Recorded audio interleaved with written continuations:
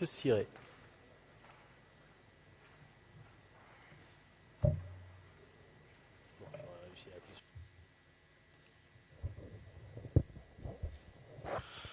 Voilà, donc il s'agit d'un amendement pour les consommateurs qui sont désormais de plus en plus soucieux de la qualité de leur alimentation et souhaitent en particulier disposer d'une information claire leur permettant de savoir si les plats qui leur sont proposés dans les établissements de restauration ont été ou non confectionnés dans l'établissement et basés sur des produits bruts, frais ou équivalents en qualité.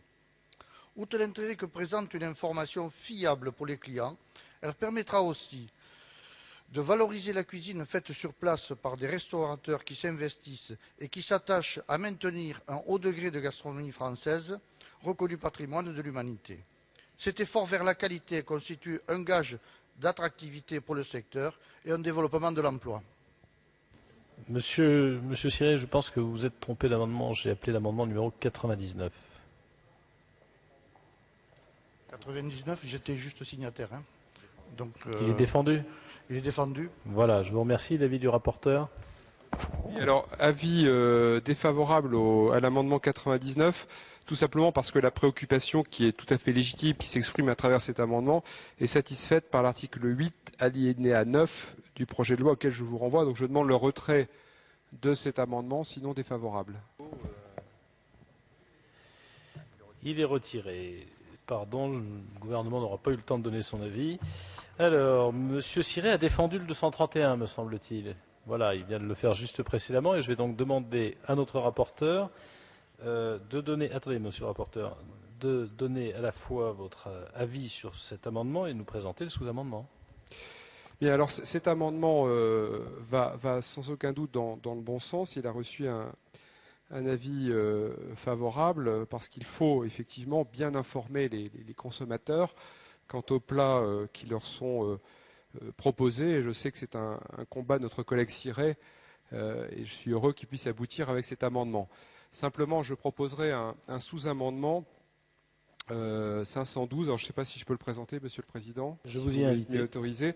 Ce sous-amendement 512 va élargir justement le champ d'application de l'amendement proposé par M. Ciré, et je lui en ai parlé, je sais qu'il en est tout à fait d'accord, puisqu'il ne faudrait pas que l'on ne vise que certains dans l'intérêt de la protection des consommateurs. Et donc mon sous-amendement vise à imposer à tous ceux qui transforment et distribuent des produits alimentaires, et non seulement aux entreprises exploitant un fonds de commerce de restauration, ce qui est trop restrictif, de donner une information complète et suffisante aux consommateurs. Donc avis favorable sur l'amendement 231 et donc j'ai présenté le sous-amendement 512. L'avis du gouvernement sur le sous-amendement et l'amendement.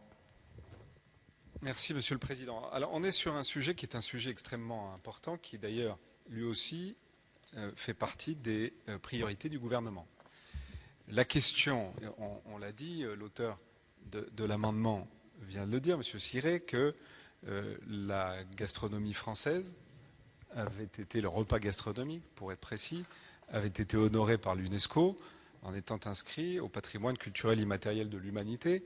Nous avons d'ailleurs eu l'occasion, lors de la fête de la gastronomie, la première qui s'est déroulée le 23 septembre, c'est-à-dire le premier jour de l'automne, qui se réunira à nouveau, de donner la possibilité à nos compatriotes de pousser la porte des restaurants, d'aller dans les magasins des métiers de bouche pour voir le travail fait par les artisans, par les charcutiers, par les restaurateurs, dans les cuisines, par les commis, par tous ces gens qui travaillent au quotidien des produits frais, qui font de la qualité.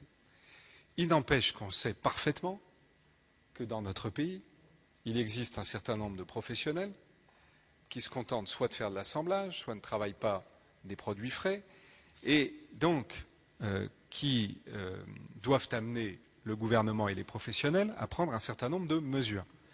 Certaines ont déjà été prises, vous le savez, en matière de qualité. Je pense par exemple à des mentions valorisantes, qui sont les produits maison, qui sont une mention valorisante qui existe d'ores et déjà aujourd'hui. Je pense au titre de maître restaurateur, qui est un titre qui, j'ai l'occasion, dans le cadre des déplacements que je fais chaque semaine, j'en fais 3 par semaine, il m'arrive très régulièrement de remettre des titres de maître restaurateur. Mais j'en profite puisque vous déposez cet amendement pour vous dire que j'ai eu l'occasion de dire aux professionnels que je considérais que ça n'allait pas suffisamment rapidement. Je pense que les consommateurs doivent être éclairés sur la qualité des produits et ceux qui justement travaillent des produits frais, ce qui est exactement l'objectif du titre de maître restaurateur. Nous en sommes d'ores et déjà à la 2e réunion de concertation avec les professionnels sur ces questions.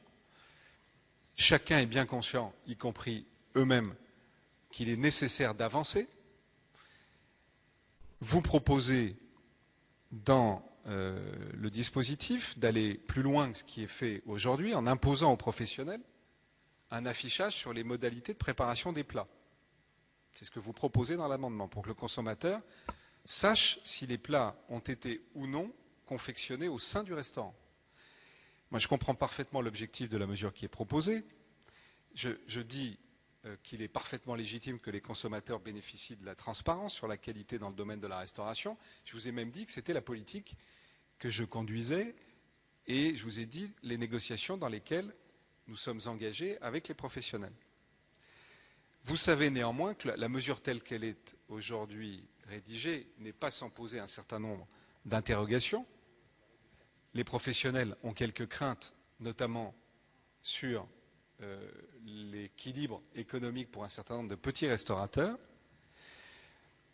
Moi, ce que je veux vous dire, en tout cas, c'est que cet amendement 231, sous-amendé par le rapporteur, soulève moins de difficultés que l'amendement 232, qui avait été d'ailleurs rejeté en commission, et qui prévoyait des contraintes que tant le gouvernement que le rapporteur avaient jugées excessives.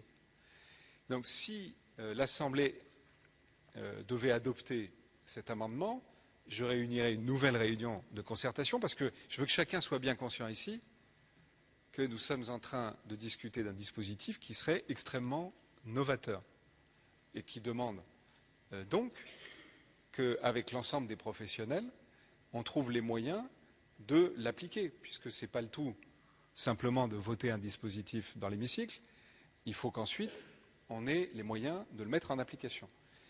Donc, vous l'avez compris, c'est un dispositif sur lequel, sur le fond, je ne peux qu'être favorable, puisque j'ai engagé moi-même les discussions, les concertations. Il arrive peut-être un peu vite par rapport à l'état de nos négociations, mais néanmoins, le partageant sur le fond, étant engagé dans les discussions, je m'en remets à la sagesse de l'Assemblée en vous disant, sur cette question, si vous étiez amené à le voter, je renouvellerai rapidement le rythme des négociations avec les professionnels. Et comme vous le savez sur ce texte, nous n'avons pas mis l'urgence compte tenu du travail constructif que nous faisons tous ensemble.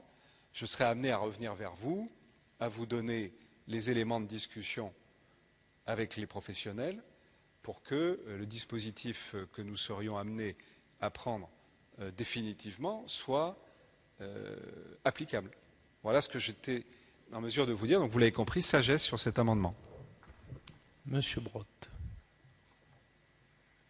C'est une préoccupation et une démarche que nous avons soutenue en commission. Je veux rappeler d'ailleurs à notre Assemblée que nous avions fait un travail un peu similaire pour les artisans boulangers il y a de cela quelques années, entre ceux qui fabriquaient et ceux qui seulement vendaient sans qu'on sache exactement où cela a été fabriqué. Et je dois dire que ça nous a permis de maintenir un tissu et un réseau d'artisans boulangers dans le pays qui aujourd'hui aurait peut-être complètement disparu si on n'avait pas fait ce travail. Donc il n'y a aucune raison pour que, au niveau de la restauration, nous ne le fassions pas non plus.